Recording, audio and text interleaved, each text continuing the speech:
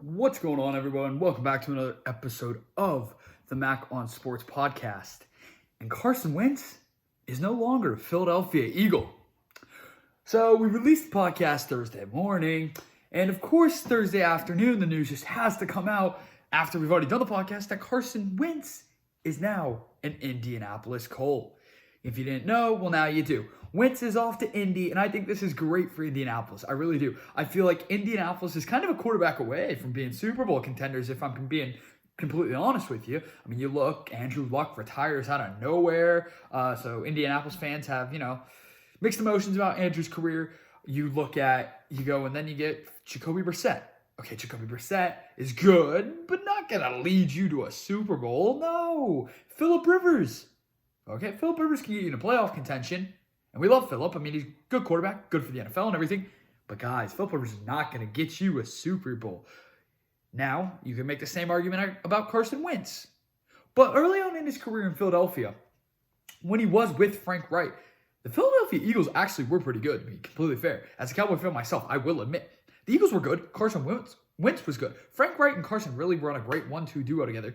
And maybe what Indy's hoping is bringing the two back together, that it could revive Carson Wentz and put him back to the form that he was. Now, you look at the other end of this. If you are the Philadelphia Eagles, do you really trust that Jalen Hurts is your franchise quarterback? Okay, yes, he played great against the Saints, and you beat the Saints. Okay, fair enough. But then you lose to the Cardinals, who didn't make the playoffs. Jalen played good, but he had a couple turnovers in that game. Well, then he lost to the Dallas Cowboys. Last time I checked, the Dallas Cowboys are 6-10. Not only did he lose to the Cowboys rattled the Eagles by double digits. And then he got pulled out in a controversial game in Week 17 against the Washington football team, which, very controversial if he should have been pulled out or not in the first place, whatever. If the Eagles, just gave up, which I think they did, cheap, but whatever. So, I don't know if you have enough sample size for Jalen. But maybe the Eagles know what they're doing. But no, actually, that's funny. I laugh at myself for that. Because Howie, the GM of Philly, has no idea what the hell he's doing. Carson Wentz wasn't the problem. Doug Peterson wasn't the problem. It's the guy in the front office, Howie. Howie's a joke. A joke. We should give him a lifetime contract in Philly because he's awful. God. So, hey, here you go, Philly. You know what make me laugh? Let's have the Eagles draft like a quarterback with the 6th pick. They won't do it, but let's make it great. Just go and do it. But the trade details have Carson Wentz leaving Philadelphia finally, going off to Indianapolis to the Colts in exchange for a 2021 3rd-round pick and a conditional 2022 2nd-round pick. Now, there's some things where Carson Wentz has to play a certain number of snaps, about 75 to 80% of the snaps, and possibly lead the Colts to the playoffs for that 2nd-round pick to get transferred into a 1st-round pick. So, you're telling me that the Eagles could not get a 1st-round pick just outright, just guaranteed. Any good players involved for a former number 2 pick in the draft, former MVP contention Carson Wentz back a couple of years ago, former guy who led them to having one of the best regular seasons in their franchise history, and then getting hurt. You got a 3rd-rounder and a 2nd-rounder. There was talks Carson Wentz for 10 weeks did not talk to Doug Peterson. Grow a pair, Doug. Put your differences aside, pal. You got a great quarterback, and that's why the Eagles sucked, because you're stirring the pot. Well, you're out anyway. The Eagles are a joke of a franchise. But the Colts, on the other hand, here we go. Indianapolis, they're contenders. Not only for the Super Bowl, but they can go win the AFC. But they really could. They have a great defense. Great defense. They're good there. You look at the offense, great run game. Jonathan Taylor, Hines, they got depth. T.Y. Hilton along with Jack Doyle, guys like that on the offensive end, and a good coaching staff. Colts can make some noise, and the Colts can make a run here. And I'm very interested to see what the Indianapolis Colts can do over the upcoming years. And no disrespect to Jalen Hurts or the Philadelphia Eagles. I do hope the Colts win this trade by a mile. I hope this is a god-awful trade. And I hope Carson Wentz goes and lights up the Colts just to show how bad the Eagles are. That's what I want to do. Go Colts, go, if that's what I have to say. But we'll see how it goes. Philadelphia just needed to get rid of Carson. Carson didn't want to be there, so you could also make the argument it looks good both ways. So we'll see. But that's the big football news. Carson Wentz, see you later. He's off to Indianapolis. It's going to take a little bit to get used to seeing him in blue because there was some photoshops of him, and it was just like, what the heck is this? But hey, that's it for you. Now, we are at February the 22nd, a Monday here, February 22nd. And college basketball is so close to coming into March. And boy, oh boy, did we have some big things go down over the weekend. We start with Ayo Dusumbe. You know, a lot of people are like, Mack, Ayo's not going to win National Player of the Year. It's Luka Garza. Yeah, Luka Garza is very good. And yeah, I'm not arguing that Luka Garza from Iowa should not win Player of the Year. But Ayo, over the weekend, just put up 19 points, 10 rebounds, 10 assists. So that's his second triple-double this year. By the way, Illinois wins 94-63, which I also want to put why I would give it to Ayo. Illinois is the number 5 team in the country, about to move into a number 1 spot with the Ohio State's loss to Michigan. We'll get in that game in a second. So basically led them to a number 1 seed, a team that's never has this type of success. No way. And he's had 2 triple-doubles this year. I mean, NBA players get it here and there. College players, that's unheard of to even get 1. Yeah, well, now he has 2. Ayo's a different breed, and he's just a difference maker. He's a difference maker. It's as simple as that. He's just that good of a player. And Illinois just ran Minnesota off the floor. I mean, Richard Pitino, should he be on the hot seat in Minnesota? I think he should. I know the Big Ten's absolutely loaded, but Minnesota was ranked at one point this year and then just collapsed. I mean, they're 13-10 now. They're borderline of even making the tournament if they even are in it right now, which I don't think they are. So, hey, interesting. Ayo for Player of the Year, in my opinion. West Virginia, Texas. West Virginia wins 84-82. This was a great game. Unbelievable. Back and forth. I enjoyed it. But where it went down, Texas blew a huge double-digit lead. At one point in the game, Texas was up by 16 in the second half. And there was a little scuffle on the sidelines between 2 guards of Texas where they had to get held back from each other. Usually when you're up double digits in the second half, you should probably, be happy, good mood here and there. No. That wasn't the case. Coming into out of a timeout, there wasn't any punches thrown. There was just a lot of yelling and shouting. And oh boy, did they have to get separated. So what did that do after that? It put West Virginia on a massive run. The Mountaineers started clicking on all cylinders. Kevin McCullough played great for the Mountaineers. Derek Culver again. West Virginia just came together as a unit. They picked it up defensively late in the game, and their offense was just clicking. One of the best offensive performances I've seen from Coach Huggy Bear's West Virginia Mountaineers. That's a big win for West Virginia. A very, very big win. West Virginia's 13th. They're battling for that 4 seed spot, trying to move up to a 3. If they could somehow push their way to a 2 coming down the stretch, that could happen. I don't see it happening. Texas, another loss. They have not been the same ever since they came out of COVID. Dick Vitale over the broadcast saying how, Texas could really push their way to a 1 seed. No, I don't think so. I personally don't think so myself. I think Texas gets a 4 seed, maybe a 5, but a lot of basketball to be played left. About 3-4 regular season games left, and, it all matters what you do conference tournament weekend. I mean, that's where the magic really happens. I love conference tournament weekend, and I love March. Favorite thing in the absolute world. Favorite month of the year. Woo-hoo, we're getting there. We're getting there, boys. But Kansas Jayhawks, faced a lot of backlash this year. Not good enough. They should be so much better. Well, Bill Self got them going in the right direction after they knocked off Texas Tech and Mack McClung. Mack did not have a good game at all. He did not have a good game. And by the way, I said Kevin McCullough. By the way, he's a Texas Tech player. Messed that one up. I just read the wrong stat line. So Miles McBride had a good game for West Virginia. Sorry for the confusion because Kevin McCullough had a great game for the Texas Tech Red Raiders. But David McCormack was a beast in the post for Kansas after watching this. And I thought Kansas, they had a lead and then Texas Tech kind of pushed it back towards the end, but it was always in Kansas's hands. Kansas was always, Texas Tech would get it close, but Kansas was just 2 steps ahead. It was never really one of those games where you were worried that Kansas was going to blow it. And that's a big win for Kansas because they needed that win. And yes, they got it. And that's a big, big, big win. But one game I really want to talk about, and no, it's not Kentucky. We are going to talk Kentucky. Yes, we are. But we are going to get the Louisville Cardinals stat line. Louisville, oh, what a beautiful game that was. What a beautiful, beautiful game that was. Louisville played North Carolina over the weekend. And guys, Louisville got absolutely rattled. 99-54. 99-54. You lost by 45. You just love to see it. You really do. Yes, people are like, oh, Louisville's coming off their COVID protocol. Give them a break. You lost by 45 to a team that's barely even making the tournament. But let's go back to last week's show, right? What did I say? I said the Blue Bloods are turning the corner at the right time. Yes, they are. Yes, they are. We're jumping into the segment on what Mack was right about.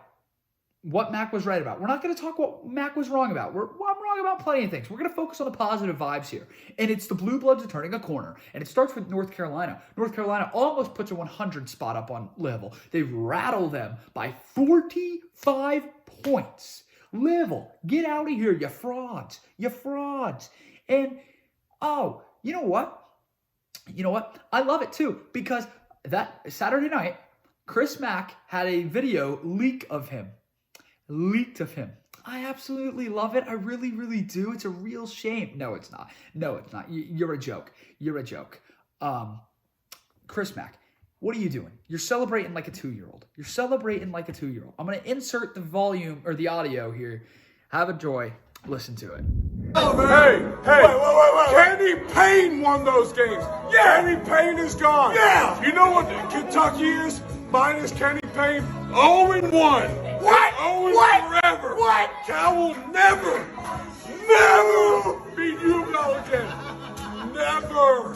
Kenny Payne and the New York Knicks, good. But fucking UL versus UK, minus Kenny Payne, and forever. I have zero problem with that video that they put, like, getting leaked. I have zero problem with it because I love it.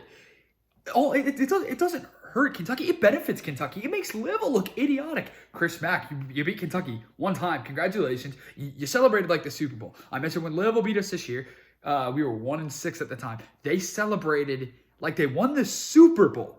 The Super Bowl in their locker room. Fair enough, you don't beat us much. So to say that they're never going to beat us again, last time I checked, John Calipari is 11-3 against Louisville. 11 wins, 3 losses. Now, Eric Wood, the guy who's screaming the whole time, being a lunatic, talking about Kenny Payne. I get it. Look, Kenny Payne, if you don't know, Kenny Payne was one of the greatest assistants in college basketball over the past years.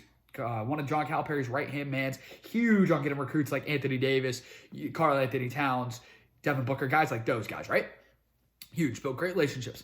This is his first year not with Kentucky, took a New York Knicks job, as he should. He's trying to up his career, wants to be a head coach one day. Now he's doing it at the highest level possible as being an assistant under the Knicks staff, which, fair enough, could be a future Kentucky head coach. But basically saying, oh, you can't beat us without Kenny Payne. Okay. What John Calipari needs is a spark. You know what you just gave him? A spark. And I know a lot of people say Duke, North Carolina is the best rivalry in college basketball. Hey, I'm not going to argue with you on that because it is a great rivalry. But me personally, because I, involved with the Kentucky-Louisville rivalry, I'll always say it's Kentucky-Louisville. This rivalry just went up to the next level. Just went up. If you haven't, you heard the audio, but go look at Mack on Sports YouTube. It's going to be up there. I'm so happy because John Calipari, I wish I could be with him, right, when I see his reaction, right? Please. Kentucky's hitting their corner right now. We just beat Tennessee. We're not going to make the tournament. But if a miracle happens, please put Kentucky versus Louisville as a first-round matchup. There is no mercy rule. Kentucky will run Louisville off the floor. Chris Mack's a joke. You're a noob. Get out of here. I was worried about when he first got hired from Xavier. Oh, no, he seems a little too likable. That's not good for the rivalry. Was I wrong? Oh, John Calipari hates Louisville. Chris Mack hates Kentucky and hates Cal, it seems like. And guess what? Cal now hates you, Chris, and I hate you. Louisville's a joke. Have fun losing by 45. You also lost by about 35, maybe, to Wisconsin earlier this year. So frauds. I can't talk Kentucky's trash, but I see a bunch of you guys trying to chirp me at the end of the day, saying, oh, you can't talk Kentucky's trash. Yeah, okay. Last time, we won a national championship. It didn't get vacated for having strippers. So you do you, Louisville, and good for you. You're a joke of a program. But that's all I have to say on it. I love it. Chris Mack, you're a noob. And you just sparked up the rivalry with Kentucky. And here we go, boys. Let's go. I can't wait for December. There will be no mercy rule. I love it. I love it. I love that the video got leaked. I really do. I really do. And the best of all, rumors are Kenny Payne. You said it to Kenny Payne out of anybody because we're friends. That's what Eric Wood said. I said it to Kenny because we're friends. It's a joke. And then it sounds like he's the one who leaked it out. So joke's on you, pal. I love it. I love it. Level's a fraud. You're a joke. But that's it. So you lost by 45. Like I said, the Blue Bloods are hitting a corner, and yes, they are. North Carolina played amazing. But, hey, I'm not the biggest Duke guy here, but you know what I'm going to do? I'm going to say, congrats. I mean, Duke, biggest win of the year. Duke's biggest win of the year was coming against Virginia. Oh, by the way, one more thing on Louisville. You know Kentucky, by itself, has more quadrant 1 wins, the highest wins you could possibly have, than Louisville. You know, Duke, who's 2 games under 500, no, 1 game under 500, whatever the record is, has more quadrant 1 wins than Louisville. You know North Carolina has more quadrant 1 wins than Louisville.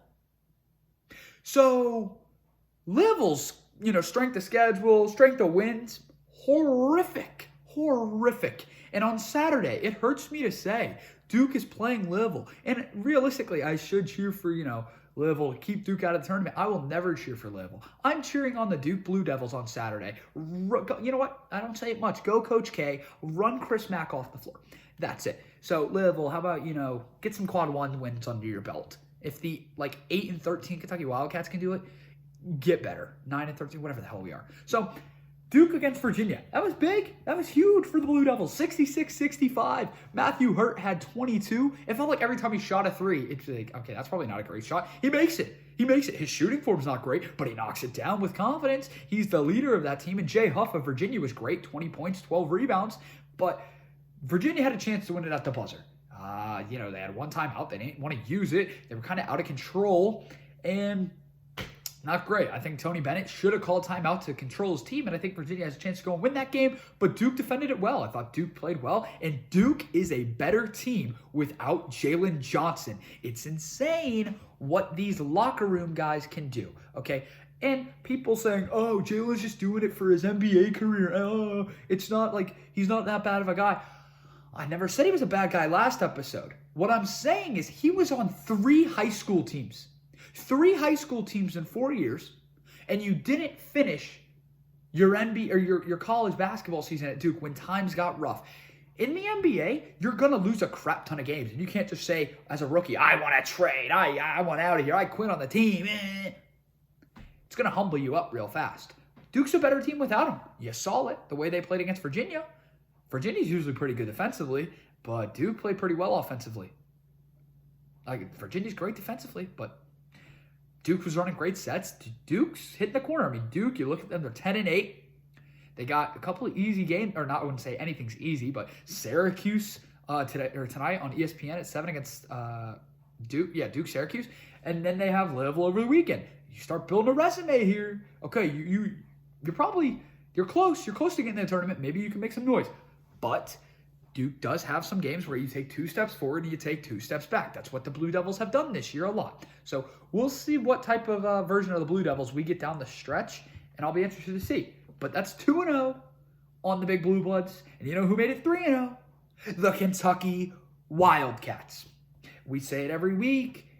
If they would just start losing, we would back off. We wouldn't talk about them because there's nothing to talk about.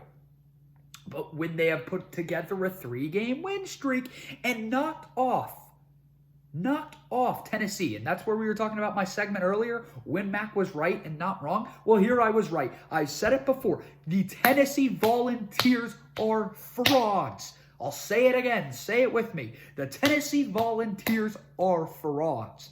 I've said they're the biggest frauds in college basketball. And I know there's some Tennessee fans that listen to it, and it is what it is, but they're not good. They're not good. I'm sorry, but they're not good. And is there a least favorite player to watch in the country than John Fulkerson? I don't think so. You know, in college basketball, there is a flop rule. There's a flop rule. And it's kind of made for guys like John Fulkerson. Grow a pair, be tough, you flop. You blow a wind on you, Fulky's flying in the air. Come on, stop being soft. Jeez Louise, it's a joke. It's a joke, Fulkerson. But I'll tell you what, Kentucky won by 15. Good old Rocky Top. Woo! Lost by 15. It was beautiful. Cats played well. We haven't seen Kentucky really play that well against Tennessee this year. They lost by 11 the first time, and the Cats really put it to them the second time. It was never close. Kentucky's defense was great. Shout out Isaiah Jackson. We keep praising this guy. He had a Skywalker jam. That's, the great Ian Eigel with the quote, Skywalker. He took Fulkerson baseline and had the dunk of the year in college basketball, maybe. It was beautiful. Just throw one down, big fella. We love to see that one, Isaiah. And the Cats played well. Keon Brooks, double-double. They're progressing. They're getting better and better. Now, unfortunately, Tuesday's game against Texas A&M got canceled because Texas A&M had COVID. I understand if Texas A&M could have played and didn't because Kentucky's a juggernaut right now. Yeah, I'll say it. They might be. But they're trying to make up a game this week against non-conference. Could be Detroit Mercy. Could be a hometown team, Bellarmine. So just got to keep playing. Cats are clicking on all cylinders. And if I'm in the SEC, I do not want to play. I don't want to play Kentucky. I don't. The SEC isn't good this year. Nobody in the SEC scares me. Alabama's good. It's hard to beat a team 3 times in a row. But Vanderbilt just scared Alabama. They just did. And it's hard for Alabama. Look, I've praised Alabama a lot this year. They could win the national championship, but it's hard to go 6 straight games having great shooting games. 3 straight days in a row in the SEC tournament. It's hard to be electric from three-point land, so we'll see if they can get there. I think they are. They're my pick to still win the SEC is Alabama, but Kentucky's really getting there. They're turning the corner. They're not a team you want to play right now. The Cats are buzzing. Here we go. I'm getting excited because this is going to be good. I love it. Go Cats. But that's just some of the biggest headlines from college basketball this week. It was good. And we got to end off with a big game of the weekend. Number 3 versus number 4, the battle of number 1 seeds, Michigan, Ohio State. And Michigan is a Final Four contender. Not even a contender. Let's just lock them at this point. The Wolverines are insane. People say, oh, they ducked Illinois. No, because they have COVID issues. Michigan's the best team in the Big Ten. I don't want the argument. They're the best team in the Big Ten. I mean, they are a great team. Isaiah Livers, unbelievable. Hunter Dickinson, 22 points, 9 boards against Ohio State. Now, DeJuan Washington Jr., a name you guys need to know. This guy's playing lights out. He dropped a 30-burger against Michigan, but Michigan, 92-87. If you bet the over-under and you bet the under, I feel for you because this was nowhere near the under. Michigan is a legit basketball team. They have enough depth. People didn't know how Juwan Howard was going to be at the college level, having to recruit, having to be able to coach. He's doing one phenomenal job, especially mentioned Michigan's bringing in the number 1 college basketball recruiting class. So here comes the powerhouse of Michigan. They're on the rise. They've always been a good program with guys like John Beilein running the program there. And here's Juwan Howard. Michigan is the real deal. And a team that can contend with Gonzaga and Baylor. And don't take that statement lightly. That is high praise. That is very high praise. They really can. So Ohio State, they fought well. It was a home loss too. Michigan won on the road. But Ohio State at the end of the day, you still got to look. It's they'll be fine. Ohio State can make some noise. Chris Holtmann, they'll be fine. Ohio State's good. They got E.J. Liddell, DeJuan Howard, a good 1-2 punch. The Buckeyes are going to be really fine. So that's it for college basketball this week. But Chris Mack, you're a noob. You're a Joe. Simple as that. Now, I'm in love with Lake Tahoe. I'm absolutely in love with Lake Tahoe. I love it. I do. And there was about an 8-hour delay. Have you ever seen an 8-hour delay in sports? No, this isn't baseball. And still in baseball, you don't even have 8 hours delay. This was probably the longest delay I've ever seen in sports history. Now you might be asking why. Was it, Lake Tahoe, it's outdoors. So was it weather? Was it, just, the ice? Yeah, it was the ice. Yeah, the NHL didn't put 2 and 2 together. That an outdoor rink, when the weather is below 32 degrees, has a chance of kind of melting the ice and making it pretty rough. It's what it did. So, they played the first period of the Avalanche Golden Knights game. 2 Stanley Cup contenders, by the way. Both of those teams are very good, especially the Avalanche. What a wagon. But, yeah, They had to call off the game after the first period and postpone it 8 hours to play at midnight Eastern time, midnight when the sun went down, because they didn't put 2 and 2 together, to not melt the ice. That was hilarious. So I was up until about 1:32 a.m. watching late night hockey. Woo! But, oh my God, Lake Tahoe's, the views are insane. The views are insane. I love it. The water's so clear in the mountains. I mean, we need Lake Tahoe of hockey needs to be like the Rose Bowl. The Rose Bowl of college football. A pretty big game every single year that you're going to get for a bowl game. We need this every year. Don't go to the stadiums anymore for the Winter Classics. Lake Tahoe. Because the second game was great on Sunday. The Flyers versus the Boston Bruins. And the ice was great in this game, I thought. I thought the weather conditions was well. I thought the NHL did a great thing putting this together. Shout out to the NHL. Okay, yeah, you had the little fluke of the sun with the ice. It's going to melt. But having to do this on short notice, okay? Building a hockey rink on a golf course. They played this around hole 18, 100 yards away from hole 18 at Lake Tahoe, which is a professional course, I do believe. So shout out to the NHL. They don't really, advertise themselves very well. A game like this at Lake Tahoe was perfect. It gets it out to a younger audience, even people that don't care about hockey. Just the views. The views are unbelievable. I want to visit Lake Tahoe. I thought it was absolutely amazing. And it always helps when the Bruins were buzzing. Oh my God, David Pastrnak, you've done it again. He has a second hat trick of the year against the Flyers. February 3rd, when they played the Flyers. In the first period, he scored 12 seconds into the game. Not bad. So last night's game at Lake Tahoe against the Flyers, he scored 34 seconds against the Flyers. And then in the second period of the game, he scored 46 seconds into the period. And then late in the third, he scored for the Hattie. He's just unbelievable. David Pastrnak is a just beast. I love him. He's a juggernaut. He's a beauty. David Pastrnak's an absolute beauty. Love him. Oh, God. Love him. Bruins are a wagon. The Bruins are a wagon. They're number one in the hardest division in hockey. And Stanley Cup contenders? Yes. Toronto Maple Leafs, Stanley Cup contenders? Yes. Avalanche? Yes. All those teams are super fun to watch. But, we need more Lake Tahoe hockey, outdoor hockey. It was beautiful. I mean, the Bruins absolutely rattled the Flyers, too. 7-3 scoreline.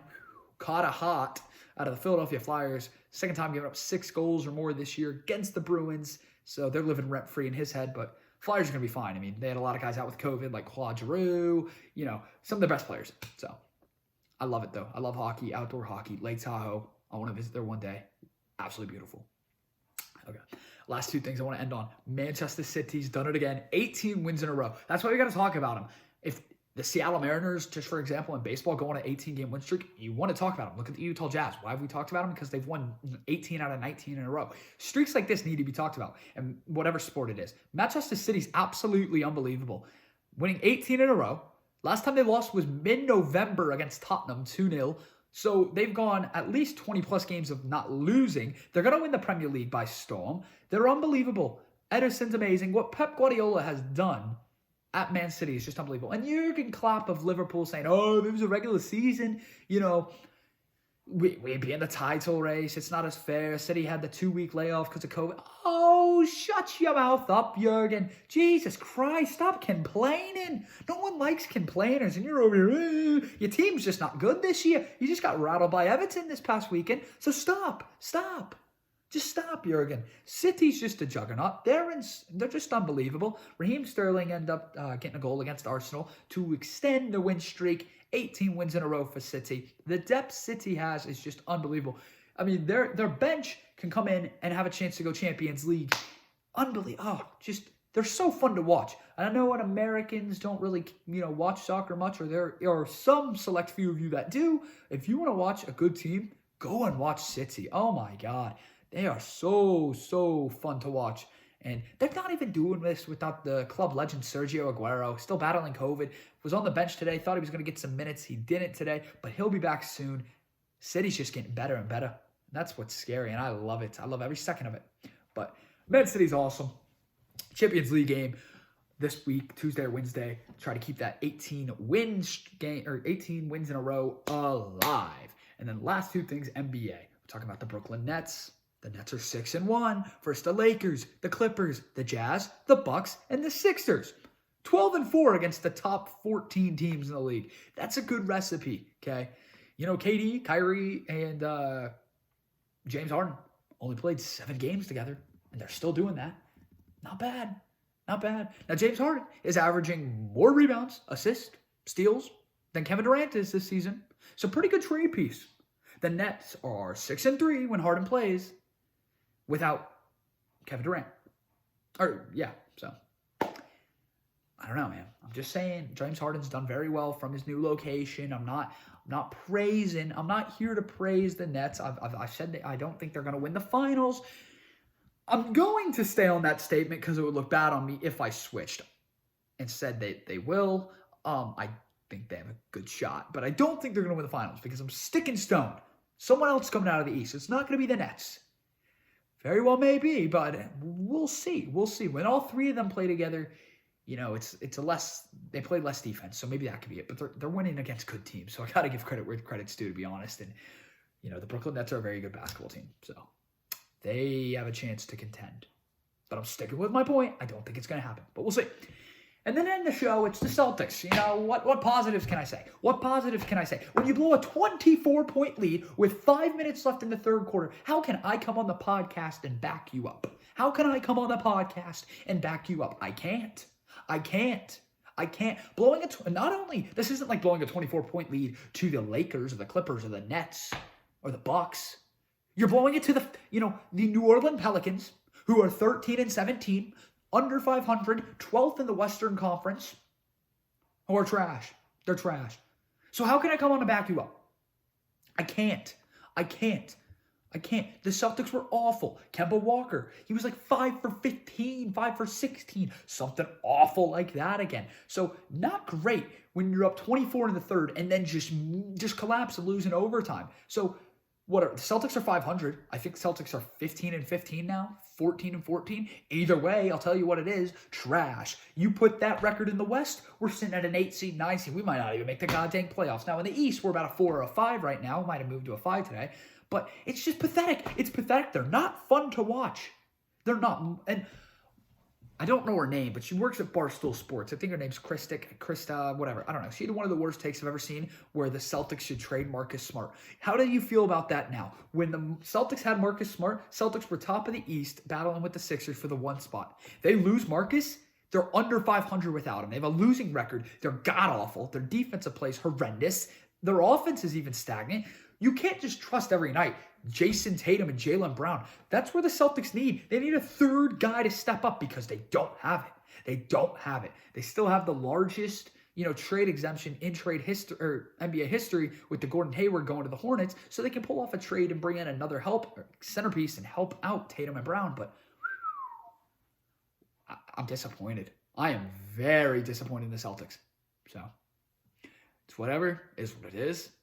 God, it's just pathetic at the end of the day. So that's going to wrap up today's show of the Mack on Sports podcast. I hope you have a great Monday, February 22nd. Enjoy your week. We hit another career high of numbers. We've shot past the career high. We're looking towards to hit 1,000 or more this month of you guys. So continue the great support. I love every one of you. I truly appreciate it. And have a great week. Peace out. Social medias will be in the descriptions.